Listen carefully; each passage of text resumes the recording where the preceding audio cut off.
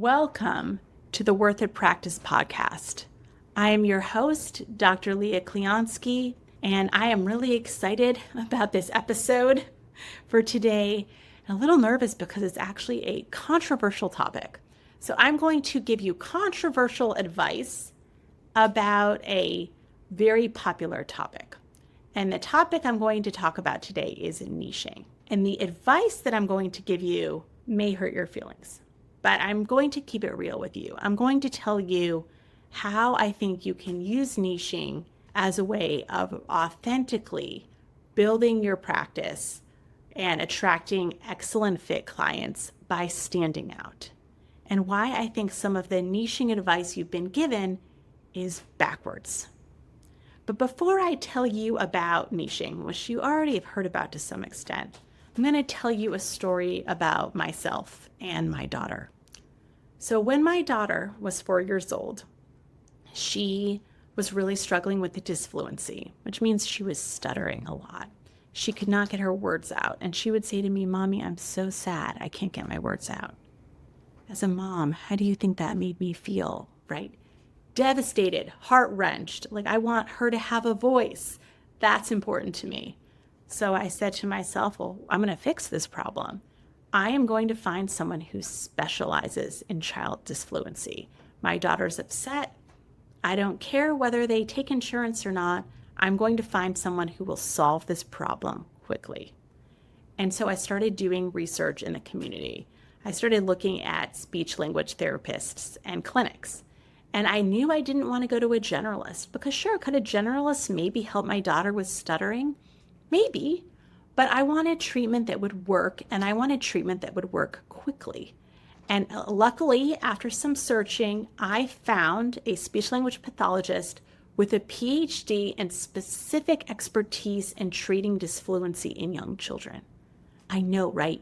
Unicorn, miracle, excellent. And the minute that I found her, I knew that I was going to take my daughter to that specialist to solve that problem. I didn't want to see any more tears. I didn't want my daughter to lose her desire to be someone who could speak her mind, right? I want girls to have a voice. I want my daughter to have a voice. So I found this specialist. We talked about her training. We talked about her expertise. I brought my daughter in. 3 months later, no more disfluency. She knows all the strategies to manage her stuttering. Fantastic, ideal outcome. My experience with that speech language pathologist, going in, wanting specialized treatment from someone who really knows what they're doing, that is what all of our clients want. They want to go in and get help that works for their specific concern, right? They want to get the treatment that will work for them. Whether their problem is that they have OCD, whether that problem is that they're having conflict with their spouse, whether that conflict is that their child is acting out in ways that they don't understand and they want to help them. That is why people are coming to treatment with us. And if we specialize in something that makes us stand out, that solves a very real problem for our clients, then it is easy to fill our schedules. If you are really good at what you do and you stand out. And that is what good niching is, in my experience. So the important thing to note is that if I had brought my daughter to that speech language pathologist and then found out that she actually didn't have real training in stuttering and she didn't really know what to do, and our treatment wasn't going anywhere because she kind of had gone backwards and been like, I think the kids I like working best are the kids who stutter. Let me say that's my specialization. Well, that would have been a huge problem. I would have felt very betrayed. I would have felt like her specialty wasn't communicated to me well. I would not refer anyone else. You'd get a negative Google review, right? Like the training and the expertise and the quality of the help all have to go together. But of course, she was amazing.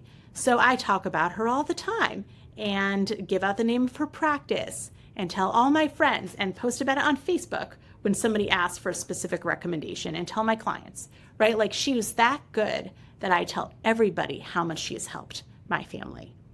That is what excellent niching is. And that is what I want for you. So when therapists go out into private practice and they get this advice, like you need to have a niche, you need to have a specialty, you need to stand out in this crowded market, the advice they get next, I find to be completely unhelpful. First, they hear something I don't agree with. They're like, your training doesn't matter. Excuse me? Your training doesn't matter? Your training absolutely matters, right? If you're trying to treat something, I hope you're well trained in it. I don't want to see a surgeon who's not trained in removing my appendix if that's what's wrong with me. Your training does matter. I don't want to see the stuttering specialist who doesn't know how to treat stuttering, right? Like the trainings matter. Your expertise absolutely matters. So telling people, oh, it doesn't really matter, to me is just like so bizarre. Of course it matters. Of course you should be good at the thing that you say that you do. It matters. The second piece of advice that I do not understand, that I think is doing a disservice to therapists, is that instead of saying to them the hard truth, which is like, listen, if you need a specialty and you don't have one, what you need is more training. What we say to them is, you already know who your ideal client is. Just think back to the clients who have helped the most, and then within yourself, you will identify your ideal client. If you have specialty training, you don't struggle to know who your ideal client is. You immediately know who they are because you have a lot of training in helping them, right? If you are an OCD expert and you have specific training in OCD, and I say, what is your niche and ideal client? You're going to say a teenager with OCD, if that's who your ideal client is. Like you already know. So if you really don't know, then what I would invite you to do is learn more. I'm not saying you're a bad therapist and you can't help people, but you're not going to be able to take that next step into being a unicorn specialist unless you get the training that helps you specialize. And the good news is that the world is truly your oyster. You could choose any specialization that there is and get good at it. I could do that today. I could say, you know what? What we really need at my clinic is somebody who is an eating disorder specialist. That's not something I have any training in, but I bet I could learn. And then I would start researching what are the best treatments for treating eating disorder in adolescents. Let's say that's who I decided I really wanted to help. Then I would find out what the best trainings were. Then I would find out how to get access to them. Then I would maybe even find out a way of getting some experience in a clinic that was supervised. Maybe I'm going to hire a supervisor to help walk me through some cases, make sure I'm really applying the trainings well. And then once I've done these trainings and gotten this experience and gotten this additional supervision and consultation, I will be able to say with certainty, with confidence, oh yeah, I specialize in treating eating disorders in teenagers. You see, like you can learn it and you will feel authentic with it. And then that becomes very, very marketable.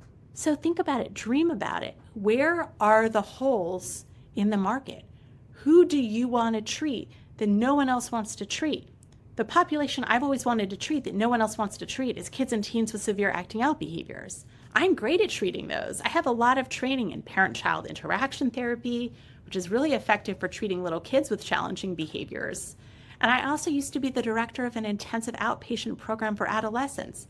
I got a lot of training in dialectical behavior therapy, specifically for adolescents, training in cognitive behavioral therapy. I've worked with a lot of adolescents over time.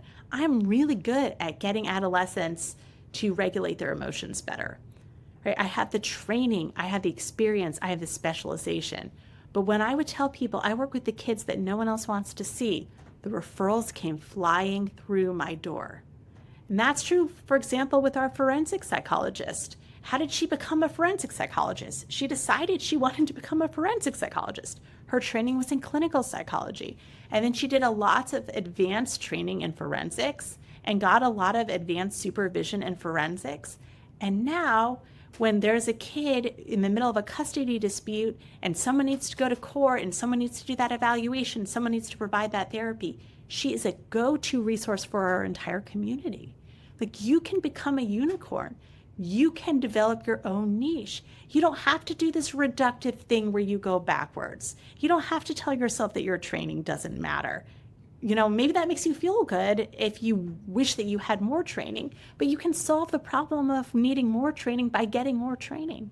We can all learn new things, and we can all do therapy and provide treatment in alignment with our value system and with our competence and with our ethics. And we can all do great work that positively impacts our community.